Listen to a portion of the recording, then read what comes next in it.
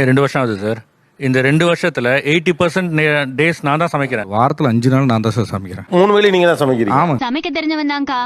வாழ்க்கையில பொறுமையாவும் இருப்பான், பொறுப்பாவும் இருப்பான். வீட்டில் நான் தான் சிறந்த குக் என்று ஆண்களும், வீட்டில் நான் தான் சிறந்த குக் என்று பெண்களும் பேசும் ஒரு இதெல்லாம் பொம்பளை சமைச்சாங்க, நமக்கு எதுக்குண்ணே?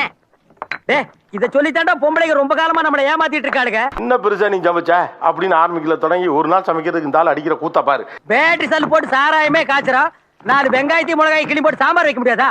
முதல்ல ஆண்கள் தரப்புலே போகலாம். நீங்க சமைக்க ஆரம்பிச்ச பிறகு உங்களுக்கு தெரிஞ்ச உண்மைகள் என்ன? பல இருக்குதே, எதை சொல்றது? ஒரு ஆம்லெட் போட்டு கொடுன்னு கேக்குறப்ப எத்தனைங்க பண்றது ஆச்சா போச்சா அப்படின்னு பயங்கர சவுண்ட் விட்டு இருப்பாங்க. இந்த மாதிரி ரொம்ப தட்ட பேசுறீங்க, வீட்ல இருக்க மொத்த வேலையை நீங்க பார்க்க வேண்டி வரும், ஜாக்கிரதை. அதுல ஒண்ணுமே இல்ல. ஒரு முட்டையை உடைச்சு போட்டு 2 பெப்பரை போட்டு திருப்பி போட்ட ஆம்லெட். மர்க்கா சொல்லு. முட்டையை உடைச்சு போட்டு 2 பெப்பரை போட்டு திருப்பி போட்ட ஆம்லெட். ஏதோ பேசுறதுக்காக நான் பேசிட்டு இருக்காத, நேரத்தை கடத்தாத, நல்ல விவரமா பேசு. இதுக்கு அவங்க கதை உடைச்சு போட்டு பெப்பரை போட்டு திருப்பி போட்டா அது ஃபுல் பாயில் ஆம்லெட் இல்ல. அப்பா கோபத்துல பேசுறப்ப கரெக்ட் எல்லாம் பண்ண முடியாது. பெப்பரை போட்டு திருப்பி போட்டா அது ஃபுல் பாயில் ஆம்லெட் இல்ல. இல்ல சார், அது ஃபுல் பாயில் இல்லையா? என்ன எல்லோடா நான் பரிசுக்கா போய்கிட்டு இருக்கேன், பாடம் நடத்திக்கிட்டு இருக்கேன். ஆனா உணவுக்கு இடையில் ஒரு ஆம்லெட் போடுவது உலகமகா விஷயம் அல்ல. சொல்லக்கூடாதா? சொல்லக்கூடாது, உனக்கு சொல்ல உரிமை கிடையாது. டீ காபி போடுறது நான் வீட்டுல கேட்டா 15 நிமிஷம் ஆகும் சார். ஆனா நாம பண்ண 5 நிமிஷம் தான் சார் ஆகும். பத்மா என்ன சவுண்ட்? ஒரு காபி கொண்டா.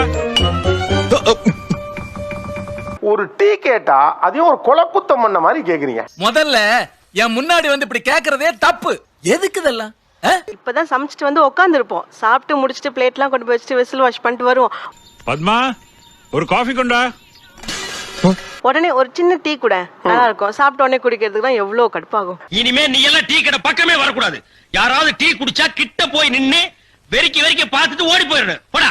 அப்பா அவங்க சொல்றது என்னன்னா, உங்களுக்கு என்ன உட்காந்து சாப்பிடறவங்க ஒரு கஷ்டமும் இல்ல, இங்க வந்து செஞ்சு பார்த்தா தானே தெரியும், செஞ்சு பார்த்தா தான் தெரியும். 1 மணி நேரம் இருக்கிறதுக்கு உங்களுக்கு எதுக்கு கல்யாணம்? சிங்கிள் டீ கேட்டதுக்கு அவ்வளவு பேசுறேன்.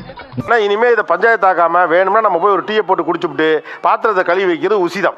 அடங்க அப்பா உசிதமணி. என் ஹஸ்பண்ட் வந்து கிச்சனுக்குள்ள போனாருன்னா எல்லார் வாயில எச்சுதான் ஊரும். எதுக்கு உனக்கு காரி துப்புறதுக்கா? எனக்கு தெரியும் அவர் கண்டிப்பா இந்த பாத்திரம் எடுப்பார், நான் மாத்தி வச்சுட்டு தான் வருவேன். இதெல்லாம் கொடுமையா இல்லையா? இப்படி ஒரு பதில சொல்லக்கூடாது, அதெல்லாம் ஏற்புடையதல்ல. ஏன்னா அவர் வந்து என்கிட்ட வந்து கேட்கணும் என்ன, அப்பதான் நான் சொல்லுவேன் உனக்கு ஏதாவது தெரியுதா கிச்சன்ல இருந்து. நீ அப்படி வரியா? இப்ப கூட என் உதவி தேவைப்படுது பத்தியா உனக்கு, அதனால நீ வந்து கேளு. அது ஒரு வெற்றி. கேவலம். அவங்க தடுமாறுறாங்கிறது ஒரு பக்கம் இருக்கட்டும், ஆனா அவங்க தடுமாறணும்னே சில ஏற்பாடுகளையும் முத்திகளையும் ஏன் பண்ணி வைக்கிறீங்க? இப்ப போட்டு கொலைப்பிட்டம் இல்ல, தலையை போட்டு பிச்சுக்குவான். அதுல அவனுக்கு ஒரு டென்ஷன், நமக்கு ஒரு சந்தோஷம், அவ்வளவுதான். ஏன்னா பசங்க அப்பா சமைக்கும் போது மட்டும் வேணும்னே பாராட்டுறாங்க.